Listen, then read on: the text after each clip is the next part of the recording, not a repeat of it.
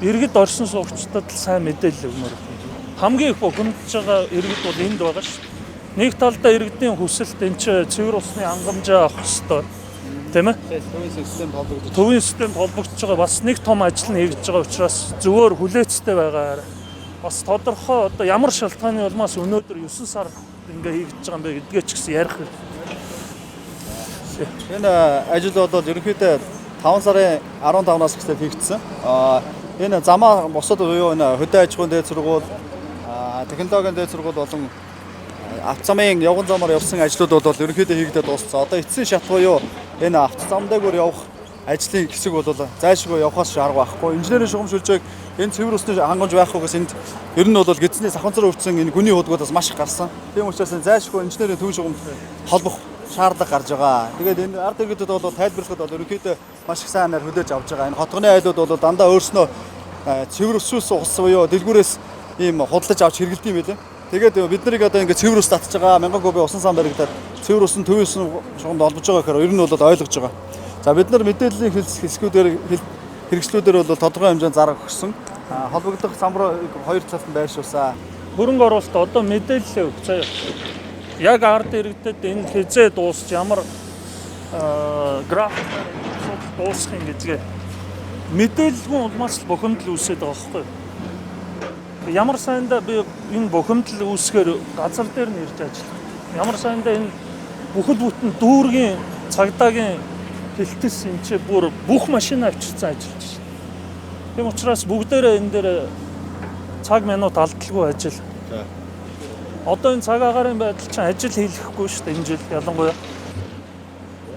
Одоо тэгэхээр захирагчийн ажлын давхар энэ хэвлэл мэдээллийн хэрэгслээрээ цагдаагаас гаргаж байгаа мэдээллийг хоёрт нь эдний графикийг давхар зарлал. Энэ чинь нэг талдаа бидний ундны усыг энэ ард иргэдэд хүргэх гэж байгаа гол ажлынх нь агуулгын хэл тайлбарлаж өг тийм ээ. Хэдэн жил бид нар зайсан ярьлаа. Одоо зөөврийн усаар амьдарч байна. Ачаал энэ агуулгын ярил. Ялангуяа нийтийн аж ахуй хариуцж байгаа байгууллага шүү дээ. Тийм учраас давхар энэ талаас нь ажил. Хоёрт нь тавьдаг шаардлага 50. Ерөөсөө л одоо энэ ч хийх байх хэвээр энэ ажиллах. Хяналт тавьж байгаа инженерүүд одоо ингээд цаг агаараас хамаарахгүй бол бид нар 9 сарын 4-нд замаа нэнэ гэж байна. Зам нээхээс гаднах хуулиар хүлээсэн үргээ сайн хийнэ. Танаа байгууллага хөрөнгө оруулалтын газар. Энэ дээр анхаар. Заяа.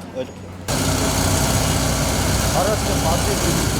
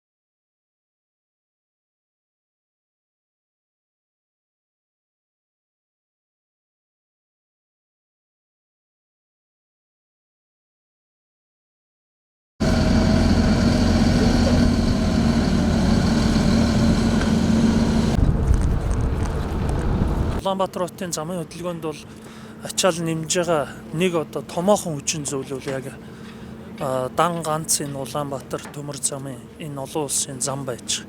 Мэдээж одоо дотоодын тээвэр байгаа, олон улсын тээвэр байгаа. Нэгдүгээр Евразийн холбосон энэ тээвэрлэлтүүд явдаг.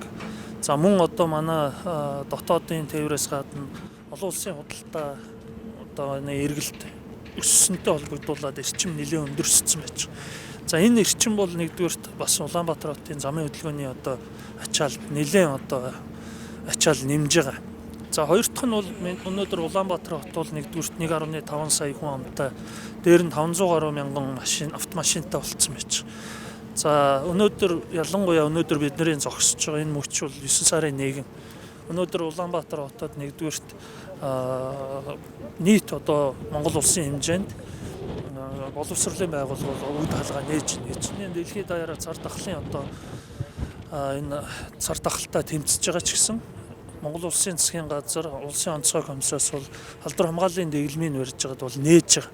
За энэ нээлт маань бас нэгдүгээрт боловсролын байгууллагын үйл ажиллагаа явахаар бас нэлээдгүй одоо ачаал өгдөг.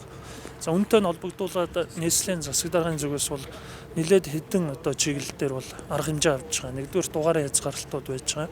Хоёрт нь автозамын энэ хөдөлгөөнтэй холбоотой бас тодорхой одоо замуудыг нээх ажил байж байгаа. За гуравдугаарт иргэдийн маань бас нэгдүгээрт оролцоо маш чухал байна. Тэгэхээр иргэдийн оролцоо яаж чухал вэ гэхээр нэгж чагдж байгаа бас ажлын цагийн хуваарлт байж байгаа. Тэгэхээр нийслэлийн хэмжээнд бол нийслэлийн төр захиргааны байгууллагуудын бол өвлийн цагийн хуваарьт шилжүүлж байгаа. 9 цагаас эхэлж байгаа. Тийм учраас бол хүүхдүүдэд нэгдүгээрт хичээлд нь хүргэж өгөөд ажилдаа ирэхийг болцсон. Хоёрт нь бас дотоодын зохион байгуулалтыг бол авч хэрэгжүүлж байгаа.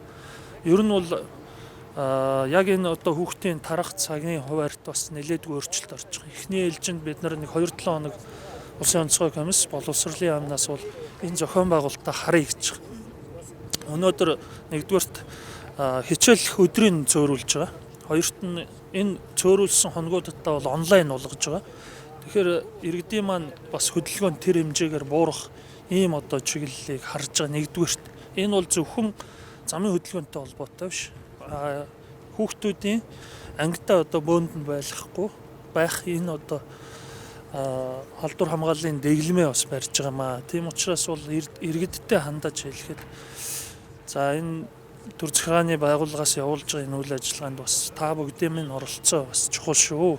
Бидний одоо хамтын одоо ажиллагаа маш чухал шүү гэдгийг бол илэрхийлмээр байгаа. Хоёрт нь энэ үйл ажиллагаанууд бол дандаа судалгаан дээр үндэслэж байгаа учраас бол та бүгдийн маань одоо зам дээр өнгөрөх, төгжирж өнгөрөх цаг буурж байгаа учраас бол энэ дээр нэлээдгүй одоо бухимдал ихсдэг энэ үед бол энэ одоо хийж байгаа үйл ажиллагаануудыг бол бас дэмжиж ажиллахыг хүсэж байна. Дархийн зам дээр нөгөө татвар төлөгчдийн мөнгийг өргүү зардал болгохгүй тулд технологийн горим алдаж одоо чанаргүй юм хийхгүй тулд бид нар ажлыг бол зогсоосон байж байгаа.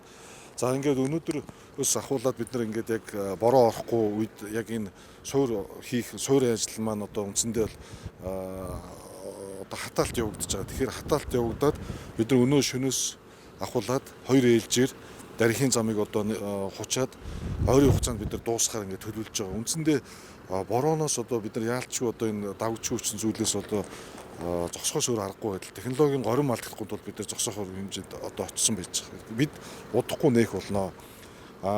Ер нь бол 5 шарын фрезер дээр бол маш их ачаал үүсэж байгаа. 5 шарын фрезер дээр бол бид нар төмөр замтай зөвшөлдсөд автозамын мастер төлөвлөгөөндөө одоо энэ 5 шарын уулзуурын төмөр замын фрезер дээр нэг төвшөнд тогтолцдог байдлыг хоёр төвшөнд тогтолцохоор ингээд холбогдох ажлуудаа зохион байгуулад хэд хэдэн мэргэжлийн одоо байгууллагуудтайгаа ярилцаад ингээд зөвшөлдсөд явж байгаа. Эх жилийн төсөвдөө бид нар энийг суулгаж хийх болно. Ер нь хэд хэдэн концепцуудаараа бид нар хийж судалж байгаа. Бас усны асуудал байна, цахилгааны асуудал байна, төмөр замын асуудал байна. Ингээд энэ бүх тэзүү зургийн асуудлыг бид нар хийгээд ойрын хугацаанд эх жилийн төсөвдөө бид нар тусгуулахаар ингээд явж байгаа. За мөн 5 шарын фрезерээс зөвхөн 5 шарын фрезер гэхгүйгээр цаашаага одоо толгой тахилтынхаа замтаа найрамдлын замбаар бас яаж хөндлөн гарч болох вэ?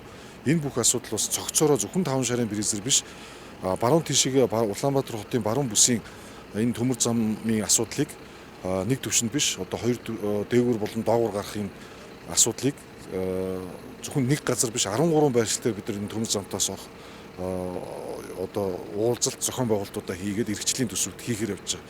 Эний нэг төсөл арга хэмжээ бол одоо энэ Дүнжин гаруйн одоо уртлын нөхөн гарц байна. Энэ бол одоо инх тайвны гүүрний зүүн талд байдаг шиг тийм нөхөн гарцууд биш. Үндсэндээ том аврын машин зорчих боломжтой. Дээрээс нь зөвхөн хоёр игнэгээр биш, нэг урсгалаараа хоёр игнээ гарахаар ийм зам бол төлөвлөж байгаа. Үндсэндээ энэ замаа бид нар хийчих юм бол нарны зам цаашлаад одоо улсын төсөв тавигдсан Баянзүрх дүүргийн баруун талаар явж байгаа замтай холбогдоод явах юм бол Дүнжин гаруйн ачаал багтаа зам маань энэ замтай холбогдоод явах юм. За мөн бид нар энэ Нарантуулын уулзуур, за зүүн дөрвөн зам, баруун дөрвөн зам гээд эрхчил бид нар энэ автозамын одоо түвжирлийг бууруулахаар нэлээд томоохон төсөл арга хэмжээг бид нар ингээд цогцоор нь оны өмнө бид нар ингээд төлөвлөд явж байгаа. Ер нь энэ уулзуур ачаал ихтэй энэ уулзууруудыг бид нар хоёр төвшний болгох, уулзууруудыг өргөтгөх, гэрэл дохионы 1-2 фазыг хасаж одоо автомашин уулзуур руу нэвтрэх ийм секунд одоо тоог нэмэгдүүлэх үүднээс зөвхөн нэг уулзуур биш цогцоор нь ингээд хэд хэдэн уулзууруудыг уялдуулж ингэж хийхээр ингээд автозамыг төлөвлөд явж байгаа шүү гэж.